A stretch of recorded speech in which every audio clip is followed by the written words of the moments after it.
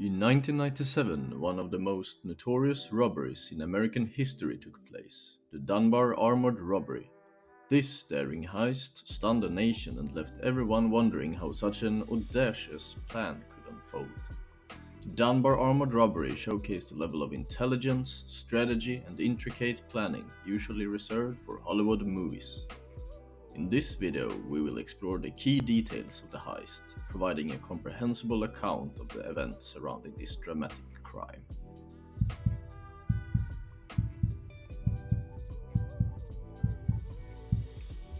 On September 12, 1997, six men robbed the Dunbar Armored facility on Mateo Street in downtown Los Angeles of 18.9 million US dollars, equivalent of $34.5 million in 2022.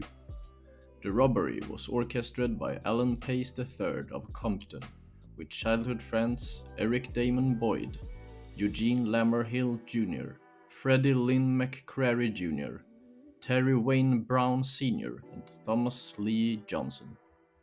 It is the largest cash robbery to have occurred in the United States.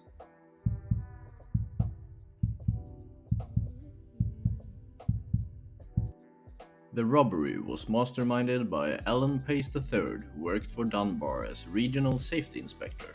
While on the job, Pace had time to photograph and examine the company's Los Angeles Armored Car Depot. He recruited 5 of his childhood friends. Of course, they said yes. That's a common thing friends do together, right? Rob some banks. He provided them with detailed floor plans and camera locations, ski masks, pistols, and a shotgun, and radio headsets. The day before the robbery, Pace was fired by Dunbar for tampering with company vehicles.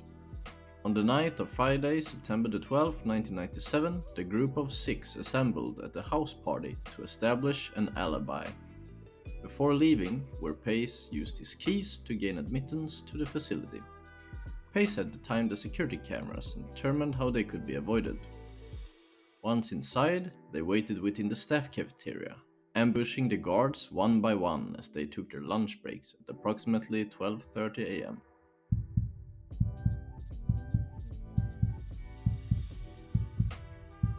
Pace knew that on Friday nights the vault was left open due to the large quantities of money being moved. Rushing the 2 vault guards, the robbers managed to subdue all employees with duct tape before they could signal any alarms and did not fire a shot. In 30 minutes, the robbers had loaded $18.9 million into a waiting U-Haul truck. Pace knew exactly which bags contained the highest denominations and non-sequential bills. He also knew where the recording devices for the security cameras were located and took them. The group then returned to the house party.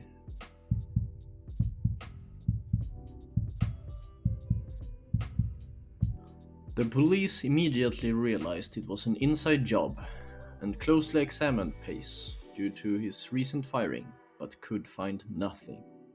Investigators at the depot only found a plastic taillight lens, matching a U-Haul truck. The gang worked hard to conceal their new wealth, waiting 6 months before attempting to launder the $18.9 million. They enlisted the help of David Matsumoto, a Los Angeles immigration attorney, paying him and his office manager Joaquin Bin $1 million each for their assistance. Matsumoto structured the transactions via buying property and cars, investing in companies and writing checks and W-2 tax forms for the robbers to give them the expression that they were earning wages. Pace also created his own front companies to launder more money and enlisted another man's help to buy property so they would not be listed under Pace's name. Boyd, through his father's company, laundered $177,000. Most of the robbers were laundering cash through real estate.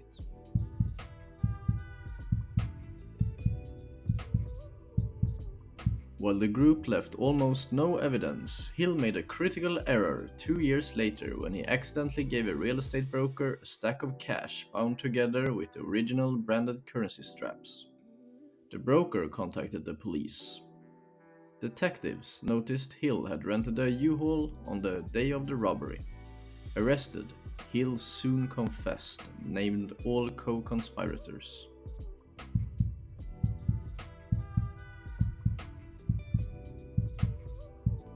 Alan Pace, initially claiming innocence, was arrested and sentenced to 24 years in prison and was incarcerated at the Federal Correctional Institute in Safford until his release on October 1st, 2020. What a shame. When banks rob people, they get away with it, but when people rob banks, they go to prison.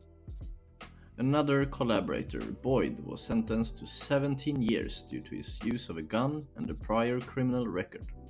The four others, pleading guilty, received sentences between 8 and 10 years.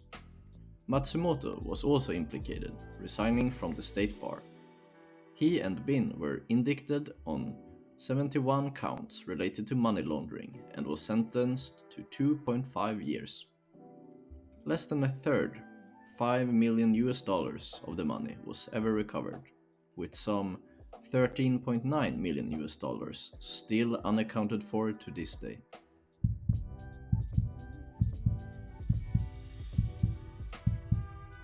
The Dunbar Armored Robbery illustrates the incredible intelligence and comprehension that went into planning and executing one of the most audacious heists in American history.